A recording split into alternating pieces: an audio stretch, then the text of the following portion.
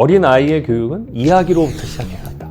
많은 이야기를 들려주면서, 왜냐하면 이제 아이는 처음 태어나서 삶의 이 영역이 되게 좁잖아요.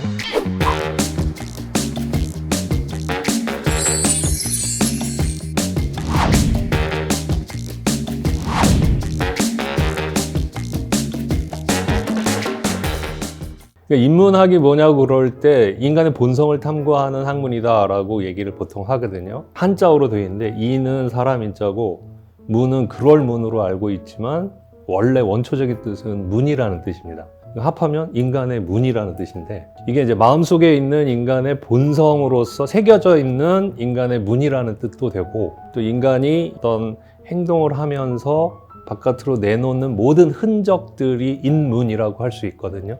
인문학은 그런 걸 들여다보면서 인간이 무엇인가 라고 질문하고 그것을 찾아가는 학문이라고 볼 수 있습니다. 아이들이 고민을 하고 힘들어할 때 인문학이 도움이 되느냐? 도움이 되죠.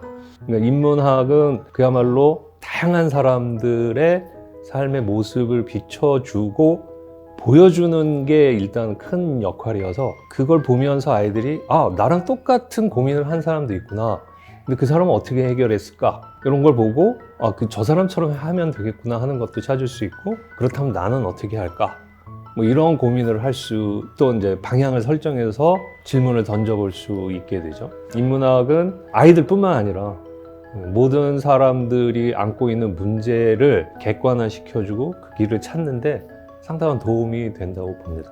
그런 점에서 인문학을 쉽게 접근하는 방법은 일단 구체적인 좋은 이야기들을 많이 보는 게 좋다. 그리고 거기에 이제 조금 넘어가면은, 그렇다면 인간은 무엇인가?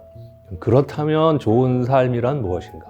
인생이란 무엇인가? 우주란 무엇인가? 이렇게 좀 보편적이고 일반적인 질문을 던져 나갈 수가 있게 되죠. 그 정도 되면 이제 상당히 높은 수준에 올라가는데, 그 시작점은 구체적인 이야기를 읽고 이야기를 경험하고 이야기를 내 것으로 만들어 나가는 그런 경험 과정이라고 봅니다. 다양한 사람들의 삶의 모습을 볼 수 있다는 건 자기의 시각을 넓히는 거니까. 그런 점에서 신화는 인문학의 시작이고 좋은 교육의 좋은 출발점일 수 있다. 플라톤이 국가라는 책을 쓰면서 가장 아름다운 국가, 이상적인 국가는 어떻게 만들어질까, 이런 걸 고민하면서, 그렇다면 이 사회에서 살아갈 수 있는 훌륭한 사람을 어떻게 만들까, 그래서 이제 교육에 관한 이야기를 상당히 오랫동안 하거든요. 그 이야기의 출발점은, 어린아이의 교육은 이야기로부터 시작해야 한다. 많은 이야기를 들려주면서, 왜냐하면 이제 아이는 처음 태어나서 삶의 이 영역이 되게 좁잖아요. 자기가 경험한 건 몇 가지 안 되고, 근데 이제 그 바깥으로 넘어가면 자기가 경험해보지 못한 많은 세계에는 다양한 가능성이 있다는 걸 보면 세상을 좀 더 넓게, 나의 삶을 더 넓게 생각할 수가 있게 되죠. 이제 그런 점에서 플라톤이 말한 건, 어린아이의 교육은 이야기 교육으로부터 시작해야 한다.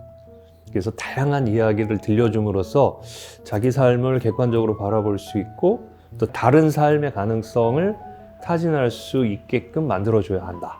어떤 구체적인 상황에 부딪혔을 때 개념이나 문구나 명언이 떠오르는 것보다 어떤 그 힘든 상황을 고민하고 방법을 찾아내고 이겨내고 실패했을 때 그걸 딛고 일어서고, 이런 어떤 주인공의 모습, 그리고 그 주인공의 모습이 나 자신 속에 이렇게 꿈틀거리는 것이 있을 때 성공 쪽으로 갈 확률이 굉장히 높다고 봅니다.